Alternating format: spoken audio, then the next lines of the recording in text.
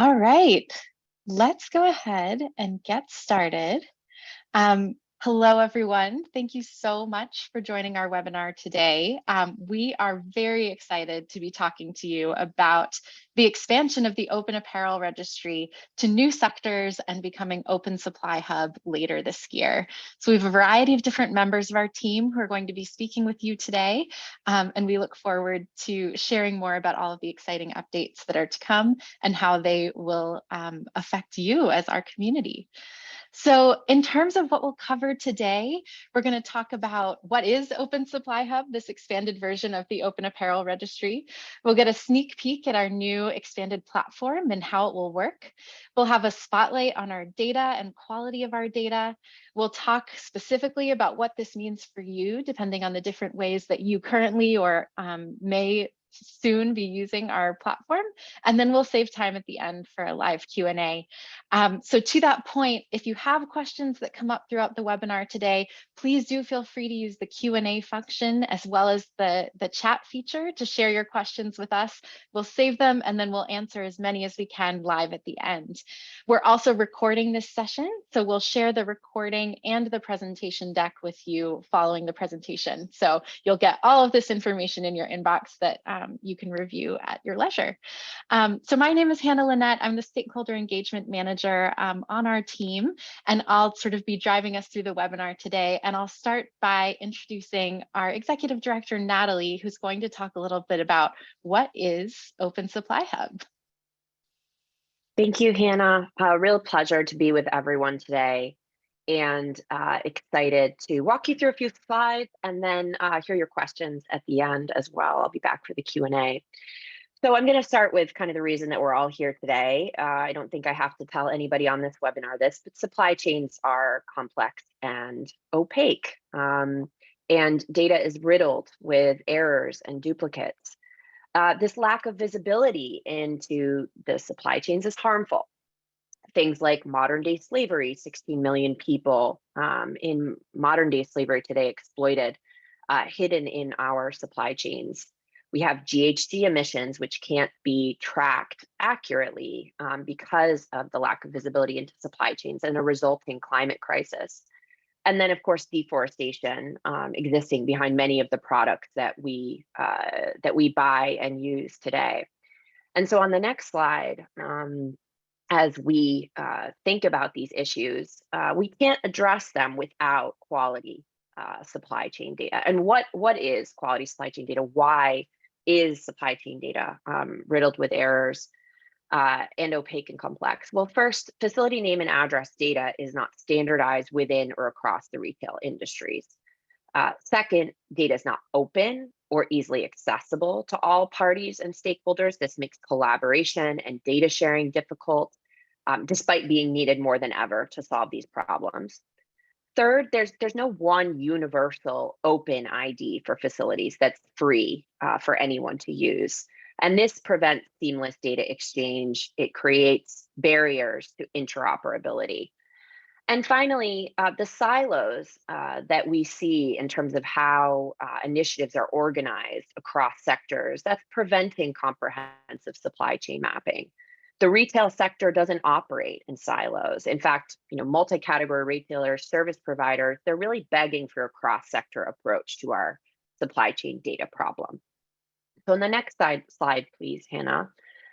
We really believe that to address these global shared issues like climate change, human trafficking, deforestation, we need collaboration. And I don't think anybody on the call would argue with that. And what we believe that needs to happen to enable collaboration, to enable data sharing, to achieve the progress that we need high quality open supply chain data.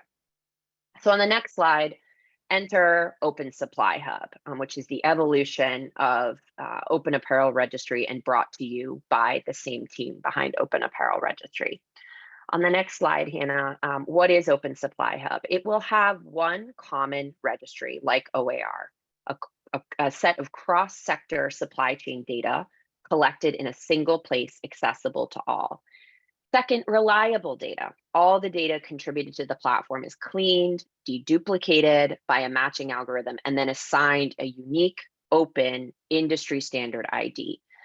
And third, you can expect global collaboration as a result of this. The user-generated, user-driven data set gives visibility into which organizations are connected to which facilities, which supply chain production points, and this accelerates collaboration across those stakeholders. On the next slide, Open Supply Hub, what is it, right? This is what it will do. What is it? It's a user-friendly managed database. The organization behind it will still be a neutral nonprofit governed by a multi-stakeholder board of directors. But the tool itself, the product, will first and foremost be a database accessible both via a web app and via API.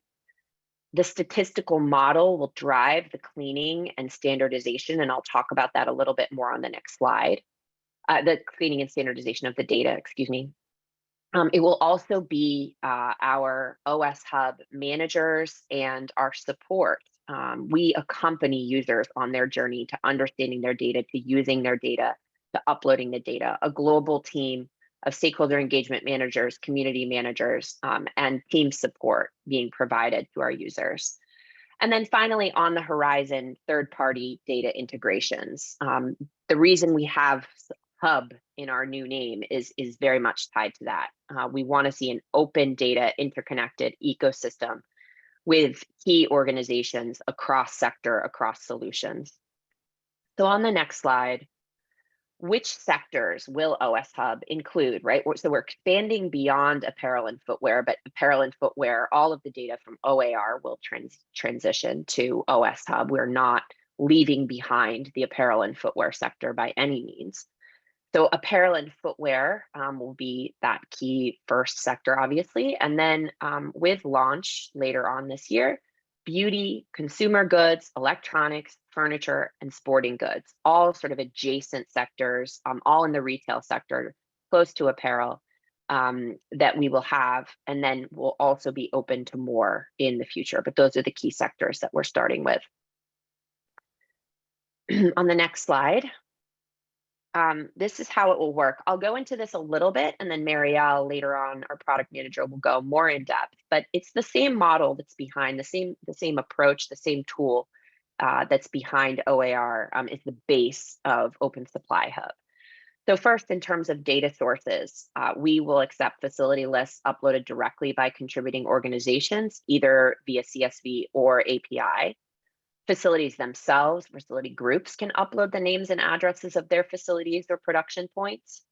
And then finally, also the OS Hub team regularly adding data. All of that data gets uploaded into the system, and we accept facility name, address, and sector. Those are all obligatory data points that have to be uploaded with your contribution. But then we also accept additional data points, including type of facility, type of processing, parent company, number of workers, and type of product. And then all of that data gets processed in our matching algorithm and through geolocation. So the OS Hub will process the data using a statistical model that I mentioned before to identify which facilities are already in the tool. And those existing facilities and OS IDs are then returned to the contributors as a match. And then new entries, which are not in the database, will be created and allocated their own OS ID. All of that data gets published on a map, as you've seen with as many of you have seen with OAR, Open Apparel Registry. Each facility, each production point has its own profile displaying the name, address, GPS coordinates, data sources, OS ID, and then any additional contributed data points. And then, of course, just like with OAR, all of this data is open licensed under Creative Commons 4.0. On the next slide.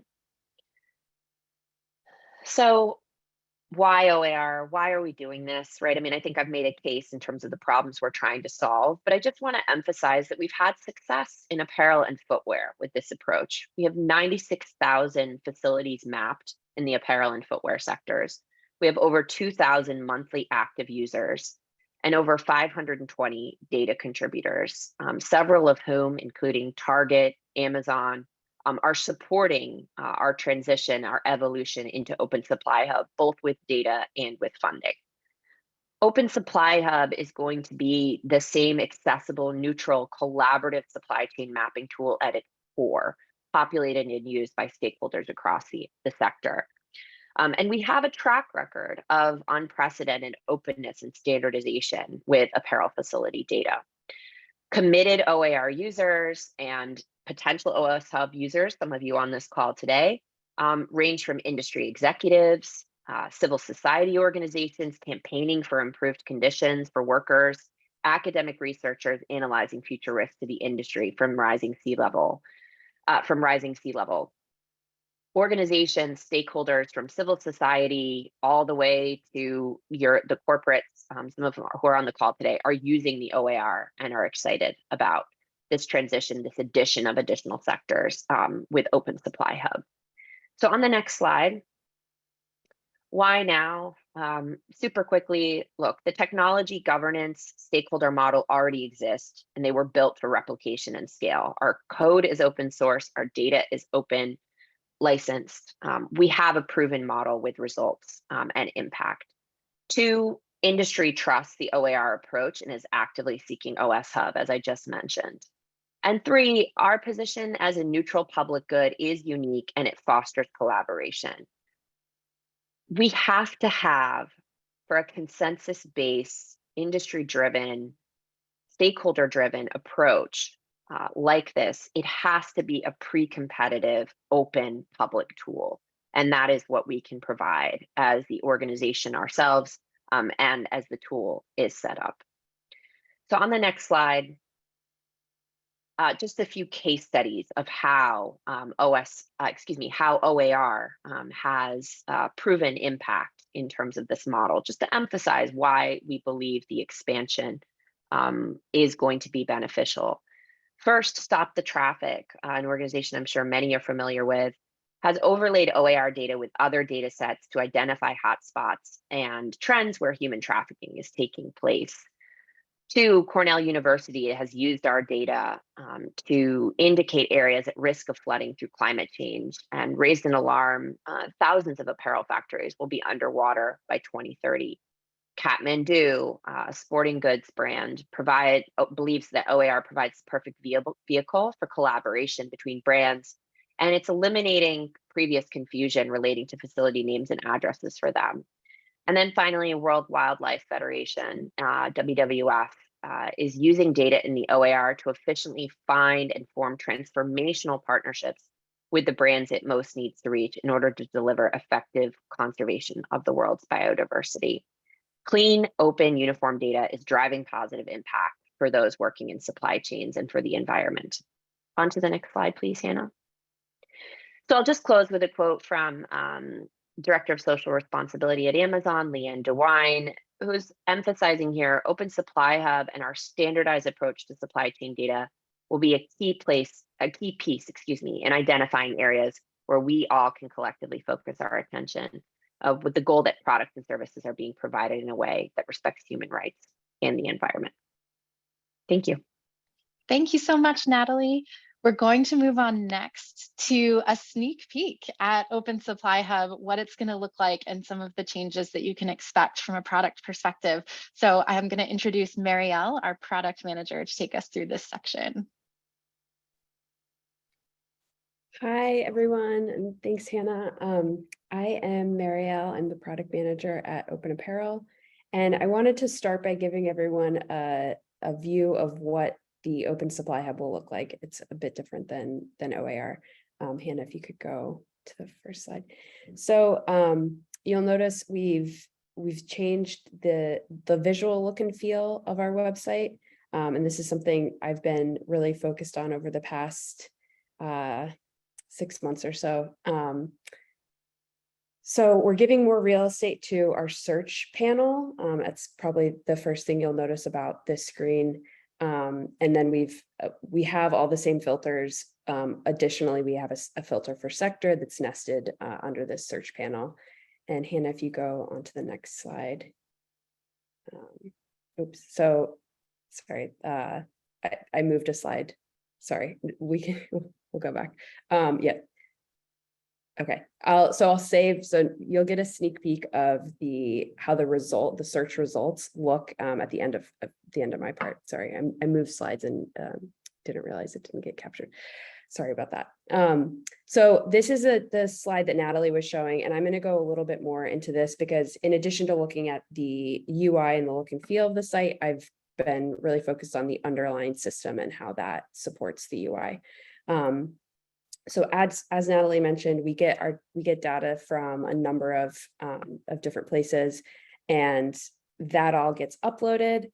And then there's essentially 3 outputs that our matching algorithm will come up with. And either a facility is matched, it's a potential match, meaning there might be a match in the database, or it's automatically categorized as a new facility because we don't think there's anything in our existing site that's a match.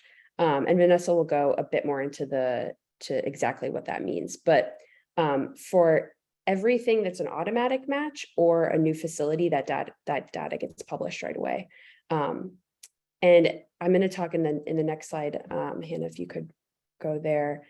I'm going to talk a little bit more about how this will work. So when you upload data, we will have this new data point sector. And this is a key piece of Open Supply Hub. It's kind of the differentiating factor to OAR.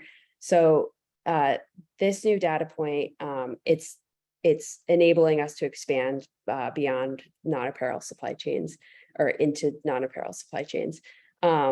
It's similar to the other extended data points that we collect. So things like product type, processing type, facility type, and collecting all of this data is the foundation to us starting to develop something that we're calling a knowledge graph.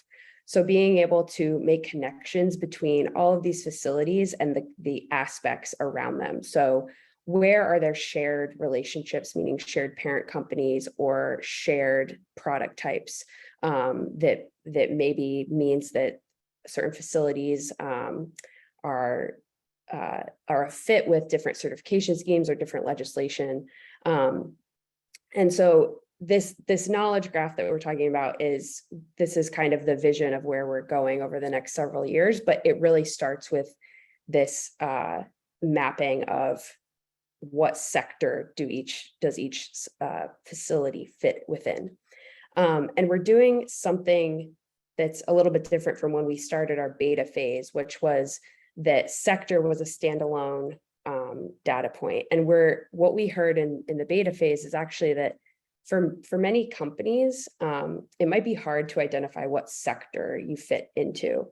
But if you ask facilities or brands what products they make, that's a really easy data point for them to provide. So what we're actually doing is combining how we're collecting sector and product type data. And that will, so when you're uploading data, you will put anything that you think fits into product type or sector into a shared column, and we will parse that out into either sectors or product types. So I just put a short example, but you can see sector in this example, electronics and technology would be categorized by us as sector, and then product type would the product types that we pulled out of this are laptops, HD monitors, servers. And this is, like I said, this is really foundational to us changing our data model a little bit to detect patterns across the supply chain more so than having a rigid data model. The one thing, as Natalie talked about, supply chains are evolving all the time. They're very interconnected. And so we know that we need to support kind of a flexible approach to collecting and displaying this data. Next slide, please, Hannah. So in addition to some of the other more front-end changes I mentioned, and specifically the sector data point, we're making some overall changes to the contributor experience. Number one, this is with the priority of improving and maintaining a really high quality level of data coming into the tool. So right now, when data gets uploaded, as long as it's not a potential match facility, it goes right onto the site. And what we want to change about that with OS Hub is give our team the ability to approve and reject lists that come in. And when we say reject, it's more of a contributor would get feedback from us and then be able to update their data so that it meets our quality standards. So in this flow, you upload data, the OS Hub team is approving it. And then another change is that the OS Hub team is completing confirm or reject. So I mentioned that there are 3 categories that the algorithm, there are 3 outputs that the algorithm will have, either an automatic match, a potential match, or a new facility. And in the case where it's a potential match, we ask for someone to manually confirm that it was a match. So that is changing from being a user responsibility to something that our team is taking on. And so anything that is an automatic match or a new facility gets published to the site right away, and then those potential matches get published once they're completed. And in the case of rejects, what we're really looking at is the overall name and address quality. For example, we sometimes see issues with like a US address where the address might be missing the state or missing the city. And that makes it so our geocode result is not as accurate as we want to see. So when we say, when we're looking at lists, we're looking at that quality, the general formatting, and then how well do the data points match up? Do they seem consistent? So those are the changes for contributor experience. Hannah, if you could go on. Okay, so this is the slide that I messed up the order on. Apologies about that. So the other change that we're making is how results are displayed. So if you think about the OAR, right now you interact with a panel that's a relatively small footprint of the screen, and then the map takes up a large view. What we've heard in discovery interviews with users is that seeing more details about the facility on a single screen and then having access to the filters all on that screen would be really useful to narrow down to what you're looking at. And then the other thing is the profile pages. We've kind of redone how data points are displayed and made it so there's a little bit less cognitive load parsing through all of the data that is on those pages. Obviously, so many of our pages are a really rich set of data on individual facilities, and the way they're laid out right now, it can be a bit heavy to wade through everything that's there because there's so much. It's a little bit hard to see, or depending on the size of your screen, I guess it might be easier. But on the bottom of the facility pages, you can also see we are rolling up all the contributors for that data point or for that facility in one easy to find place. And that's just another change that's meant to make our pages a little bit easier to understand and understand all the data that's there on a given facility. And that is all I have for you. Thank you. Thank you, Marielle. We're now going to turn to Vanessa, who leads our work on maintaining a high quality data set in the Open Apparel Registry and then Open Supply Hub. So she's going to do a spotlight on data for you. Take it away, Vanessa. Sure. Thank you, Hannah. I'm Vanessa. I'm the data and team administrator here at Open Apparel, soon to be Open Supply Hub. And I just wanted to spotlight some of the data, our current process for processing data and how the algorithm looks at verification of whether or not it will be processing a new ID, matching to a current ID, or returning it to the user to have them evaluate, confirm, and reject, which will now, as Marielle said, be a feature that's moving in-house. If you can go to the next slide, Hannah. So through our algorithm, it is taking the uploaded data in the form of the facility name and address fields and removing any like non-alphanumeric characters, and then doing a matching algorithm that's processing.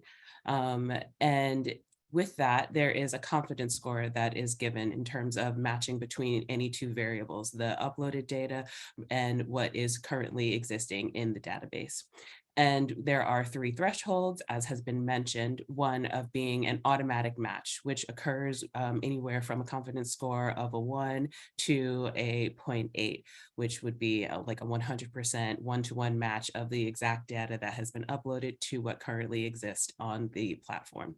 And with that, between the levels of 1 and a 0.8, that is an automatic match. It will join the facility that exists within the profile and will show that this is a contribution of uploaded data from the user that has uploaded that information. From 0.79 to 0.5, that level is where we are looking at confirm and reject. Previously, that activity has been put to the user for them to perform confirm reject. We have done some data analysis and recognized that our team, with our knowledge of the database and of facility trends that are being uploaded, have a bit more specialty in being able to evaluate confirm and rejects to maintain the accuracy of the data model. And so we're moving that in-house now. And so, as Mariel mentioned, you would, with OS Hub, upload your data to the platform. The list will be reviewed, either confirmed and rejected. There, it will proceed to the geolocation, and then our team internally would take any of the facilities that are returned with this confidence score and perform the confirm reject. And so that's now a feature we will be doing. When a facility is confirmed, it proceeds like it was in the confidence score of like 1 to 0.8, where that is matched to a facility and that record joins the facility that already exists on the platform. When it is rejected, that then initiates the creation of a new facility and a new OS ID, and that will create a new facility profile. For any confidence scores that are below a 0.5, so 4.9 and below, those automatically become a new facility. The algorithm has recognized that there isn't enough common data between any 2 reference points, being the uploaded data and the facilities that are already existing within the database, and says that now we are going to automatically create a new facility. And so this is the model that we are currently operating under, and this is a change that you will experience going forward with OS Hub launch. And you can go to the next slide. And a couple of the things that we have done moving into the launch and preparing the data for OS Hub. As you will see in future slides coming up that Hannah is going to go over, we will have a freeze of the current OER platform. And prior to that, we have been moderating the platform so that the data that we take from the frozen OER and port over to the new OS Hub will be the most moderated and up-to-date database that we're porting over to OS Hub, which will then launch and continue to add the new contributions for the additional sectors that we are going to be launching with. And some of the action items that we have undertook to facilitate that are refining our facility matches within the facility groups for any of our current users, and for those who may be new to the platform. You will see that we have organizations that have multiple facilities, and trying to delineate the accurate connections between those groups and to ensure that the right if it's a particular division or a subsector of a group is correctly identified and matching. We have been going through our data to refine that process. We have performed updates, and our technical team are doing updates to our deduplication algorithm and training model. And that is a much more technical side, but like updating packages and the performance of our algorithm so that we are prepared for the additional sectors and the growth that we're moving into for OS Hub. Internally, we've also have in-country managers that are local to certain regions that have been reviewing the data sets from their countries and providing in-depth knowledge on for corrections for facility profiles, promoting addresses within profiles, correct information for us about formatting of address and address schema, so that the algorithm that we're training knows the changes in how an address in Turkey is formatted versus how an address in India may be formatted. And along with that is an ongoing deduplication of the OAR database in preparing for launch that we've been managing to do and will be released when we freeze, and that will then transfer over to the updated data that is into OS Hub. Hannah, you can go on. That's it from me. Thank you so much, Vanessa. Okay, so yeah. So now we're going to dive into what this all means for you as either current OAR users or organizations that are potentially interested in being a part of Open Supply Hub. So the first thing that we are so excited to say is that we are officially launching Open Supply Hub on November 2nd. So that's kind of the date to mark in your calendars when Open Supply Hub becomes available to the public and Open Apparel Registry will become part of Open Supply Hub. So November 2nd, that's the big day that we're all aiming for. Leading up to that, this is kind of the biggest takeaway that I wanted to share with this group today, which is that on October 14th, the Open Apparel Registry is going to freeze. So that means that after October 14th, you will not be able to upload data to the Open Apparel Registry. You won't be able to edit data. You won't be able to claim facilities, report information, whatever it might be. That database is getting frozen and copied over to Open Supply Hub. Between October 14th and November 2nd, you will still be able to search and download data from the Open Apparel Registry. So it will still be live for your use. There just can't be any changes made to the database because we need that entire data set moved cleanly over to Open Supply Hub for when we launch on November 2nd. So if you have data that you need to update in the Open Apparel Registry, October 14th is your date to do that.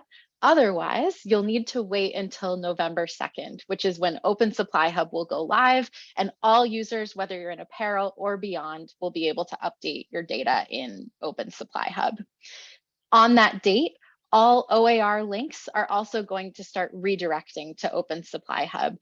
So you don't have to worry. We'll talk a little bit about sort of getting you the information you need to make sure that you're updating any links you might be using, but we're also being sure that we're redirecting all Open Apparel Registry traffic to Open Supply Hub as well. So these are really the key dates to think about and the things that might be affecting you now that you might want to work into your timelines if you have any updates being made to your data. That you anticipate in the coming months. Okay, so a few different scenarios depending on how you might work with the OAR the different aspects of our platform and model. So the first is, if you are an Open Apparel Registry user and you only work in the apparel sector, so your data is only apparel related, good news for you, you do not need to do anything with your data in and around launch. When we talk about that data getting copied over, your data will automatically get transferred to Open Supply Hub and be assigned apparel as its sector. So everything in the Open Apparel Registry moves over to Open Supply Hub and gets marked as apparel. Your login will also remain the same. So whenever you're ready to update your data in Open Supply Hub, the next time that comes around, you log into Open Supply Hub just like it's the Open Apparel Registry and go through sort of the upload workflow that Marielle and Vanessa just talked through. The next piece, though, is if you have data for sectors beyond apparel. So we know that some users of the OAR have some facilities in the OAR, maybe jewelry, eyeglasses, sporting goods, home goods. You have a few of those other facilities in your list in the OAR, or maybe you have whole other sets of your supply chain that you're not currently disclosing on the OAR because we've only been focused on apparel. So we're excited. We're going to have a window of opportunity sort of in that freeze period for you to be able to update your data in Open Supply Hub prior to launch so that it can be listed with the correct sectors when Open Supply Hub goes live on November 2nd. I'm going to talk more about that in a moment, but wanted to say that quickly here for those of you who have data beyond apparel. If you are a user of one of our premium features, embedded map or API, we will be reaching out to you individually with specific instructions for how this is going to affect you. So we're not going to dive into those features today since they don't affect everyone, but do know that we will be proactively reaching out to you with information to make sure you're set up for success. If you have integrated OAR IDs into your systems, so the headline news here is the IDs themselves are not going to change. You don't have to worry about all of the IDs that you've integrated needing to get updated. What is changing is the name of the ID. So we're changing it from OAR ID to OS ID. So if you have any labels in your systems that refer to an OAR ID, you'll want to change that to refer to an OS ID. And then if you mention the OAR on your website, in any of your materials, we know that some are linking to the OAR in sustainability reports or on responsible sourcing pages. We will have updated graphics, materials, branding guidelines that you can use to make those updates and ensure you're linking to the right place and you have sort of Open Supply Hub related graphics. But just a note that if you are an organization linking to us, you will want to make a note that on and around November 2nd, you'll want to be updating that information to refer to Open Supply Hub instead of the Open Apparel Registry. And then if you are someone who has data beyond apparel and you would like that data to be in Open Supply Hub when we launch, we will have a period from October 17th to October 24th when you will be able to sort of get the first chance to upload to Open Supply Hub before it goes live to the public and update your data, whether you're a current OAR user or a new user who has data beyond apparel. And we just ask that if you would like to be included in that window, that you fill out this quick form. It's literally like 5 quick questions, just so we know who you are and what kind of data you're uploading. And then we'll provide you some templates for preparing your data and instructions in advance so that you can start preparing for that window, because we know it's relatively short. And then for those who don't want to be a part of launch and have that additional data, starting November 2nd, Open Supply Hub will be available for you to use to either update your data or upload new data to the tool. So just to recap a little bit, we know we're sort of throwing a lot at you today in terms of what's changing. We want you to know that a variety of resources are going to be coming your way to support you in this change over the coming weeks. So we'll be sharing CSV and Excel file templates for preparing your data with specific information to make sure that you know how to format it and can access whatever formulas or tools you might need to make sure that you're getting the best quality data that you can. We'll provide guides to support uploading and searching the tool, and then brand guidelines and marketing assets for those of you who are linking to the Open Apparel Registry and will need to change it to Open Supply Hub. And then a quick summary just from this presentation overall, a few action items and things to be aware of. So repeating that this presentation and a recording of this presentation will be shared with all of you following the session today. This is the quick link, and it should be in the chat as well, to sign up to be a part of launch, and that will allow us to be in touch with you sooner with specific materials. And then we'll be sharing resources and templates and everything that you need to prepare for launch in the coming weeks. So do be sure that you're subscribed to our newsletters to be sure that you receive those. We'll also be updating our info site and our social media channels. So we'll be sure that wherever you're checking, you have the ability to get what you need, but do be sure that you're checking back as we approach our launch date. And with that, I wanted to leave you with one last quote from one of our funders. Radical transparency is critical to creating the accountability we need for more equitable and climate positive industries. This starts with openly sharing supply chain data. So we hope that you will all join us in sort of achieving this vision and moving toward this larger expanded database and Open Supply Hub on November 2nd. And now we're going to move to our Q&A. So bear with me for a moment while I stop sharing my screen and head over to our questions. All right, so first questions. Will OSH include raw material sources, or is the preference to still avoid those and focus on tiers 1 through 3? Natalie, would you like to take that question? Yeah, I'd be happy to. And it's a great question. We've been hearing probably since the very early days of when we launched. When will you accept raw material facilities, raw material production points, farms into the database? Because we appreciate and realize that these are important parts of the supply chain. This is where many issues that organizations are trying to collaborate to tackle these issues. This is where this is happening. But we traditionally have not included raw material locations in the database because the sensitivity around some of these facilities being people's homes, personal protected data being at risk, and some case studies from past organizations, not ourselves, but others, posting raw material locations like farms and ranches and having risks and consequences associated with that. That being said, again, we recognize the need for this with the expansion into Open Supply Hub and the move outside of apparel. And so in the coming weeks, we will be releasing a policy around this. Our intention is to allow the inclusion of raw material facilities in the database, but we want to be very careful and clear about which data we will accept and which we won't, by and large, again, connected to protecting personal protected data. So please keep an eye out for an update on that in the coming weeks. Thank you, Natalie. Okay, Marielle, this next question is for you.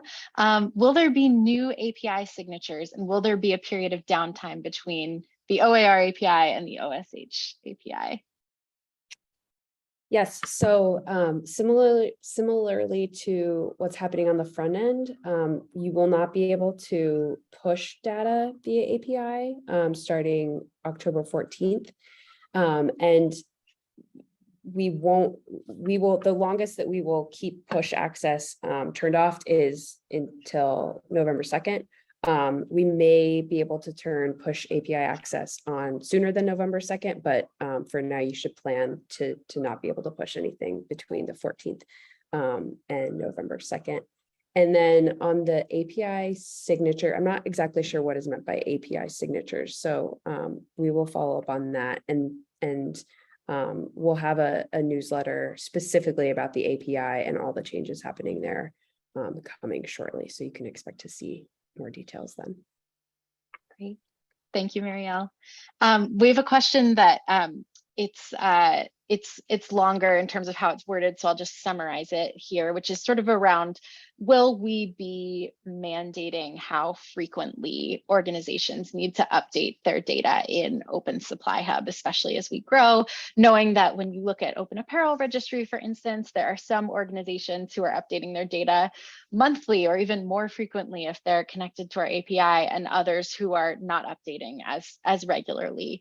And so the answer to that really is that we don't have a mandate about how frequently organizations need to update their data. We know that different organizations have different cadences in terms of how frequently their data changes. And so we want to be open to whatever sort of schedule organizations are operating under.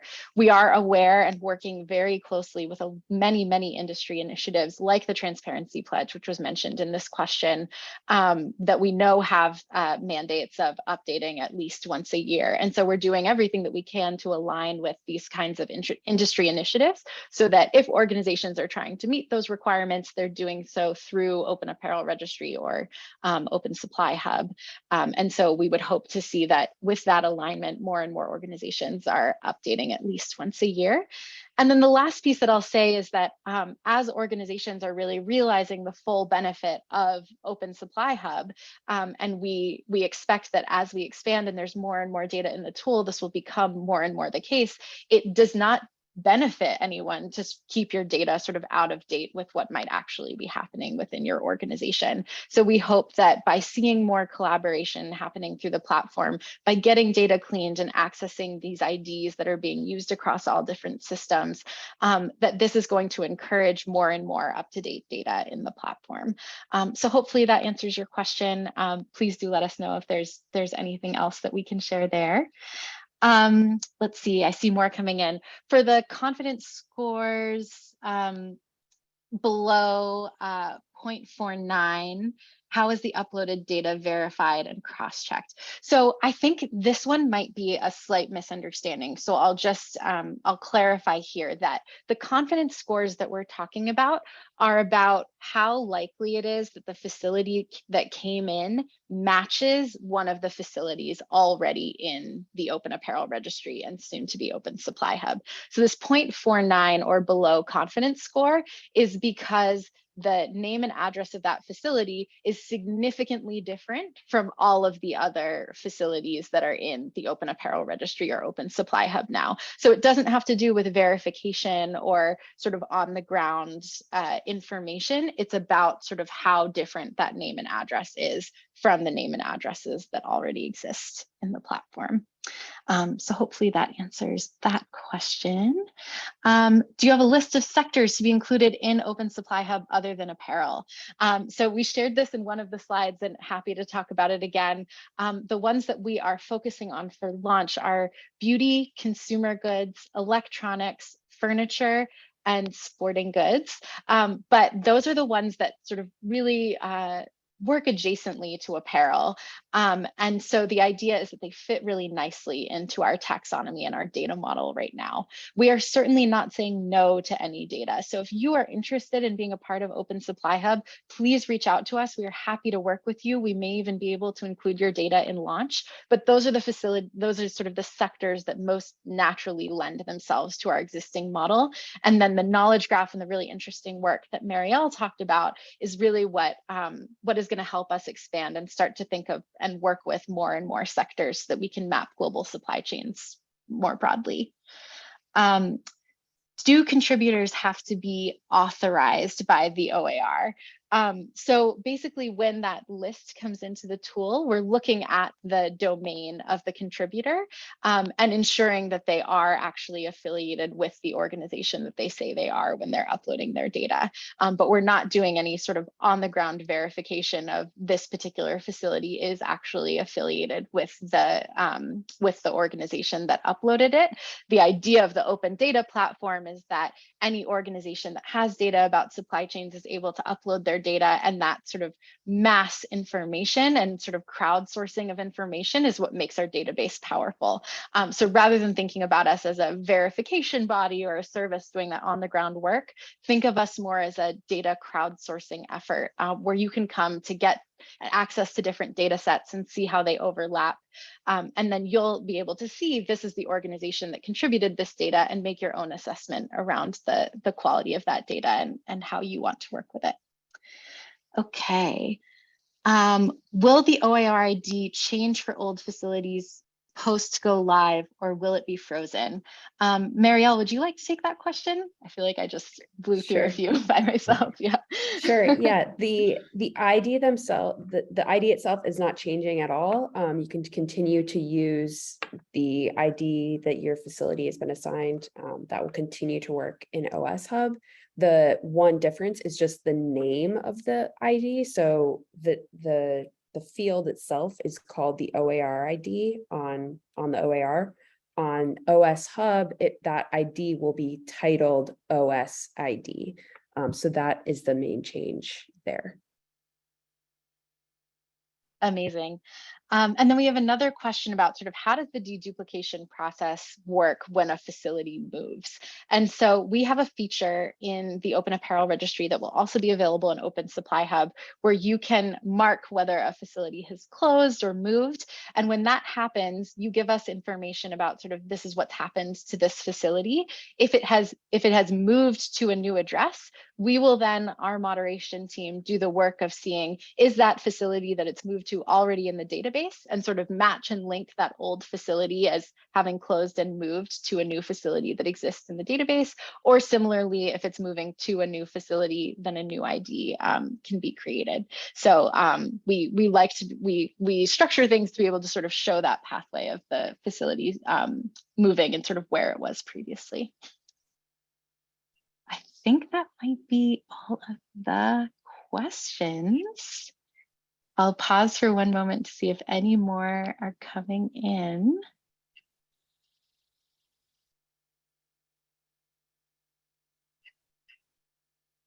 Let's see. Hannah, there is a clarifying question Great. earlier on the confidence score. Yep. The question is essentially, is there an approach to verify data uploaded on the platform? Is anyone verifying it on the supply chain floor? Or does the facility data uploaded automatically go into the matching algorithm process?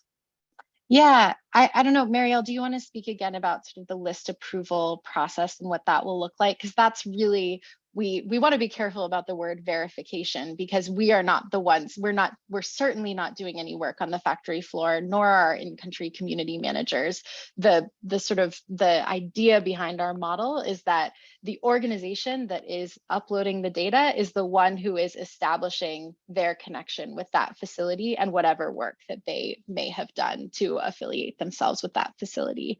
But Marielle, if you can speak quickly about sort of our list approval process and what that looks like. Yeah, so as Hannah mentioned, we're not verifying to make sure that the data coming in with a given list is representative of that facility, on that day. What we are doing is making sure that the lists coming in meet our quality thresholds around address completeness, general formatting, and then like data consistency between the fields. I think, as Hannah said, one of the strongest things about our model is that it enables crowdsource. It's a platform for crowdsourced data, and so you can see all these different facilities that have been matched up and identified as actually a single facility. And there's Vanessa and Hannah have both done kind of deeper presentations on that specifically, where you can see all the variations in address that come in. And something that we look at as part of the list approval process, as well as the confirm and reject process, is sometimes there are meaningful differences in addresses, and sometimes there are non-meaningful differences. So a meaningful difference might be a unit number being different between two entries. Something like that would cause us to reject a match. A non-meaningful difference is something like limited being spelled out in a factory name versus LTD, or other variations of that sort. So, I mean, one of the things about the facility pages and what's so great about the kind of the layout that we're moving forward with is that you can see all the different contributors that have contributed data on that site. And so you can start to see like where that there's a lot of times there's consistency across all the contributors in the name or the address.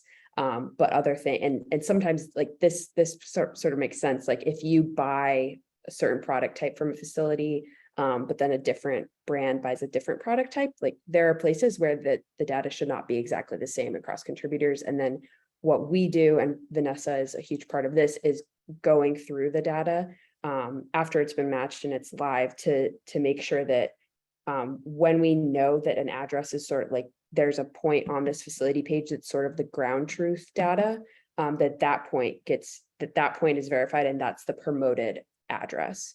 So there might be really kind of poor quality addresses that get matched to facilities, and what we do, I wouldn't call this verification, but what we do is go in and say, this is the address for this facility. This is kind of what should be the top level promoted address for a given facility. Hope that helps. Thanks, Marielle. I'm going to do one more question before we close today, but we are capturing all of the questions that came in, and we'll again be reaching out with the slide deck, with the recording, and you can always reach out to us via email if you need to learn more after this call. So we'll just close with, could you expand on why it is in companies' best interests to keep their lists as up to date as possible? This is an amazing question. So I think when we talk about sort of brands, retailers, companies, and their use of the Open Apparel Registry and Open Supply Hub, there are four main benefits that we hear from them over and over and over again. So I'll quickly run through those and then talk about how they relate to most up-to-date data. So the benefits that we really hear are, one, being able to understand who potential collaborators might be at the facility level, either proactively reaching out to other organizations that are connected to the same facilities they are, or reactively opening them up to other organizations being able to reach out to them. So you can think about things like wanting to bring renewable energy to facilities, shared auditing. There are so many different opportunities for sort of running programs and doing work together at the facility level. If you don't have your most up-to-date data in the platform, you aren't able to activate those collaborations because you're not sort of displaying which facilities you're actually associated with. The second piece is sort of getting your data cleaned and getting the most up-to-date information and IDs for all of those different facilities that you might be working with. And hopefully you are also then taking those IDs and putting them in all of the different systems that you are using to ensure that this clean and reliable data set is serving you across all of the different platforms and service providers that you're working with. So you get your data sort of run through the algorithm, you get this best quality name and address and ID that goes with each of your facilities. If you're not keeping your data up to date, then you're sort of out of sync. If you sort of have some of your facilities with IDs and some without, and some are sort of pulled from the OAR and some aren't. An ideal situation is that you have sort of this best quality name and address data and IDs that you're pulling in and across your ecosystem, so that when you're sort of working with a traceability platform or with your PLM or whatever the different services or teams within your organization might be, you know that you're working with the same name and address data with the same ID schema. So that's the second one.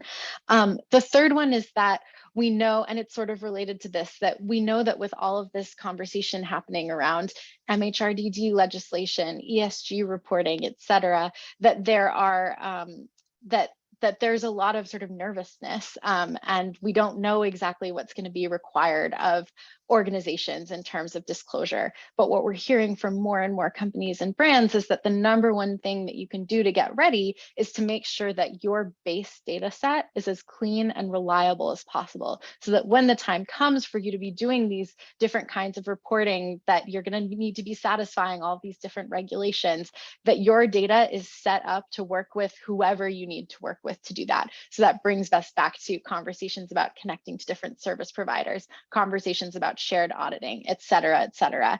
If your data is not up to date in the tool, again, you don't get to sort of access the full benefits of that. And then the last piece and sort of big benefit that we hear is being able to publicly show your commitment to transparency. And that's both aligning to initiatives like the Transparency Pledge, Fair Labor Association, ETI, you name it, but also being able to show we have our most up-to-date data in the platform.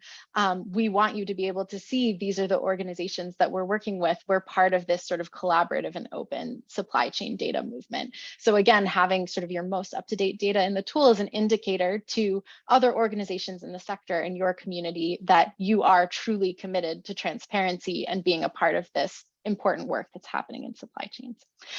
So that was my very long answer to your question, but I feel very enthusiastic about that one. So I think with this, we are right on time. We're going to close. Thank you all so much for joining. Thank you for your questions and your attention. We'll be following up soon with all of the resources that we discussed today, and have a great week.